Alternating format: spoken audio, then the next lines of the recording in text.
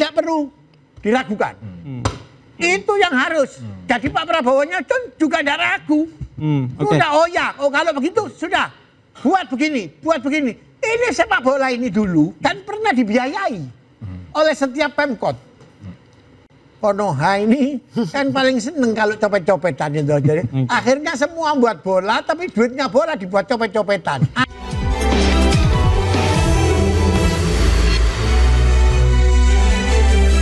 Masih diinterupsi pemirsa, saya ke Pak Jamal deh. Pak Jamal, tadi kata Bung Kesit ada one man show nih. Sebenarnya Anda kan pernah jadi exco PSSI. Di tubuh PSSI ini memungkinkan nggak hanya satu orang yang bergerak kemana-mana, kemudian memanage tim dan lain sebagainya? Begini, yang ngomong ini kan Pak Kesit. Ya. Ini kan wartawan. Wartawan itu kan nggak pernah ujarnya sendiri, ujarnya banyak orang. Diresum sama dia, kesimpulannya keluar. Gitu. Zaman saya nggak ada. One man sudah ada. Lah kalau sekarang ada, itu tadi Andre ngomong. Itu ada 2S, sopo mana 2S? Sofyan tadi disebut Sofyan salah satunya. Udahlah saya tidak tahu. Sofyan satunya Sofia atau siapa tidak tahu kan. Berarti ini tidak kolektif kolegial. Maka apa yang dikatakan Budi harus ini kompak. Memang simbolnya ketua, harus keluar ketua. Jangan tidak keluar gitu. Tapi keputusan ketua itu didukung oleh semua esko. Tidak boleh, tidak parsial itu. Kalau parsial ya ini ada di internal kurang welcome. Loh ya apa? Wong cuma berapa orang kok ada yang kurang welcome? Tidak mungkin. Kasihan itu Pak Prabowo. Sudah berharap dengan ketuanya ini, ya toh. Terus habis gitu pendukungnya yang ada di sekitarnya tidak pas. Nah, saya ulang kalimatnya Budi. Kelihatannya punya budaya tidak boleh satu periode habis. Oke. Nah, setiap berapa kurang berapa harus out, ya toh. Nah, itu yang seneng Asprof. Kalau ada kongres Asprof lagi yang seneng. Iya bawa kresek. Artinya ada banyak faktor dan kepentingan bermain di sana. Iyalah, bagaimana? Asprof itu harus betul-betul orang-orang yang punya integritas dan punya kresek. Jangan berharap ini ada muda sini. Tapi kalau yang seperti ini menurut Anda ketua PSSI tahu nggak? Ketua PSSI tahu nggak? Bos yang jadi ketua di PSSI ini tidak ada yang tidak tahu. Semua tahu. Sekarang mampu nggak pegang integritas untuk memajukan federasi ini, mengantarkan sepak bola bangsa ini seperti yang diharapkan oleh 280 juta ini. Iya toh. Ini kan kebetulan presidennya betul-betul siap. Ya. Nggak usah ragu bos. Nggak usah ragu. Harus jadi. Pak Kesit tadi bilang 2030. Kalau nanti ini seperti yang dikatakan Rio. Tagarnya ini baru satu, Patrick yang dibuang. Ya. Apakah ini tidak melempar isu? Nah, situ yang tahu. Gitu. Masih ada tagar yang lain. Ada tagar yang. Ini kalau sampai semua betul terjadi perubahan. Itu langsung ditata. Iya toh, satu bagaimana putaran kompetisi, iya toh, dua pembinaan. Pak Prabowo ini orangnya senang bina, iya toh, senang sekali membina.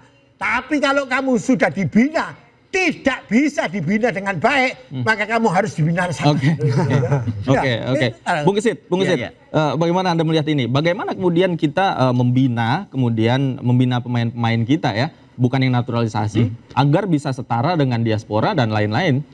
Iya, pertama pembinaan kita memang kan terputus. Ya jenjang kompetisi di kelompok umur kita nyaris tidak punya. Ya padahal itu merupakan investasi, memang mahal, ya mahal untuk membentuk kompetisi kelompok umur ya dari mulai usia katakanlah 14, kemudian ada 17, 19, 20, 23 itu butuh biaya yang mahal. Tapi ini kan investasi jangka panjang yang harus dilakukan oleh PSSI kalau ingin menghasilkan produk-produk pemain untuk mensuplai tim nasional kita dari semua lini. Selama ini sudah dilakukan belum? Belum. Yang tadi Anda katakan amburadul dan lain sebagainya. Iya, belum. Kita hanya terfokus pada liga yang di top level aja. Liga 1, Liga 2. Oke, ada Liga 3 gitu ya. Tapi yang di grassroots-nya ini nyaris tidak ada. Oke, baik. Bung Indro, Anda harapannya seperti apa melihat pembinaan yang tadi saya sebutkan? Iya, kita harus punya roadmap yang jelas. Roadmap sepak bola Indonesia yang jelas. Kita boleh mencontoh Jepang itu, misalnya dia punya roadmap 100 tahun. Bahkan sekarang di 2050 dia menargetkan juara gitu. Tapi di tahun ke-30 mereka sudah berhasil. Bahkan sekarang ada 5.000, sekitar 5.000 pemain Jepang yang bermain di Eropa. Nah itu kan luar biasa gitu. Nah kita harus berkaca pada itu gitu. Kita mempunyai roadmap yang jelas terhadap pengembangan pembinaan usia muda, lalu liga kita juga diperbaiki. Sampai saat ini saya sendiri berapa kali ngeliat webnya PSSI, nggak pernah ada roadmap. Tapi kalau misalnya kita googling roadmap sepak bola Jepang, jelas ada semua. Dan itu transparan ya, bisa diakses siapapun, bisa dilihat dan diuji oleh siapa saja. Betul, betul. Dan itu yang kita inginkan tentunya, bahwa kita juga misalnya roadmapnya agak ngaco nih, ya kita lakukan evaluasi gitu ya, kita protes atau seperti apa. Nah itu yang kita mau di PSSI yang melakukan itu. Oke, Bung Budi, apa sebenarnya langkah pertama yang bisa dilakukan nih untuk melakukan pembenahan? Tadi tidak perlu seperti Jepang deh, minimal kita membenahi internal kita agar on the track seperti yang Anda katakan. Ya, kalau bicara roadmap itu sebetulnya roadmap ini nggak bisa dengan kondisi Indonesia hanya dibuat oleh PSSI ini nggak bisa. Karena Indonesia ini besar, luas, banyak stakeholder yang harus diajak bicara. Semua orang berkepentingan, semua orang merasa ingin peduli, yang ini kan yang harus diakomodir. Sehingga harusnya sih roadmap sepak bola Indonesia itu harusnya dibikin oleh negara. Oleh eksekutif, oleh legislatif, oleh PSSI, dan membuka ruang bagi seluruh komunitas sepak bola, wartawan, media untuk memberikan masukan. Dan itu harus komit dilakukan oleh siapapun, ini ketua umumnya. Tapi kalau seandainya misalnya nih Erick Thohir sebagai ketua umum bikin roadmap nih sekarang, lalu 2027 ada penggantinya yang lain, apakah bisa menjalankan ini dengan bikinan orang lain? Sederhananya begini aja. Tadi sempat kita di dalam ruang tunggu kan bicara, kenapa sih alasan pemesatannya Sintayong ini jangan-jangan karena ada subjektivitas ketua umum, karena ini pilihannya ketua umum terdahulu. Ya jujur aja, setiap orang itu punya preferensi untuk menunjuk siapa yang akan bekerja dengan dia, untuk mengangkat dan untuk memecat. Dan orang yang punya otoritas itu pasti pengen seperti itu. Kalau Mas Davi jadi ketua umum PSSI, pasti juga punya preferensi calon pelatih timnas sesuai gambarannya Mas Davi. Nah hal-hal ini menurut saya hal yang lumrah, tapi ujungnya adalah orang kan hanya melihat hasilnya, berhasil atau gagal. Dalam konteks sekarang semua orang beranggapan ini gagal, sehingga pemutusan hubungan kerja Patrick atau pemecatannya Patrick ini sebagai bentuk tanggung jawab. Ketika ditanya apakah puas, apakah cukup, nah ini bolanya kan kita nggak tahu menggelinding sampai kemana. Apakah cukup hanya dengan Patrick out atau perlu perubahan komite eksekutif atau seperti apa. Nah ini yang kita tunggu sebetulnya, karena Pak Prabowo sudah menyatakan ada 2 kesempatan lagi nih, 2026 untuk Piala AFF dan 2027 untuk Piala Asia. Masalahnya 2027 itu Piala Asia itu sudah masuk dalam periodisasi barunya PSSI. Ini siapa yang akan melanjutkan? Siapa kira-kira? Apakah tadi CLBK memungkinkan Pak Jamal? Begini, kalau Andri tadi bilang CLBK, CLBK apapun juga sudah pernah menaruh legacy dari peringkat berapa menjadi berapa, ya kan? Tapi tadi Budi bilang ini bukan pilihan yang sekarang, pilihan yang lalu. Jadi mungkin selera kurang pas, gitu ya. Kalau sudah seperti itu, saya ikut ini aja. Tagar ini jalankan baik-baik. Begitu ini dijalankan baik-baik, dipersiapkan siapa orang yang kira-kira ini tune up sama presiden. Kayaknya udah punya calon. Kemudian Erick out. Siapa calon kandidat ini, gitu? Yang kira-kira yang loyalisnya sangat tidak perlu diragukan. Itu yang harus. Jadi Pak Prabowo-nya juga tidak ragu. Sudah kalau begitu sudah. Buat begini. Ini sepak bola ini dulu kan pernah dibiayai oleh setiap Pemkot. Tapi karena ya sudahlah, Konoha ini kan paling seneng kalau copet-copetan itu. Jadi akhirnya semua buat bola, tapi duitnya bola dibuat copet-copetan. Akhirnya pembinaannya berantakan. Ini sekarang kan Pak Prabowo punya prinsip, jangan coba-coba korupsi. Saya giles sampai kemana. Kalau perlu itu kita tinggal ambil lagi. Karena kita ini terlalu luas, besar. Dan potensi anak-anak kita ini di luar banyak.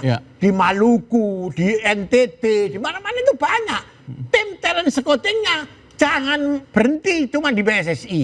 Oke. Asprof Ya.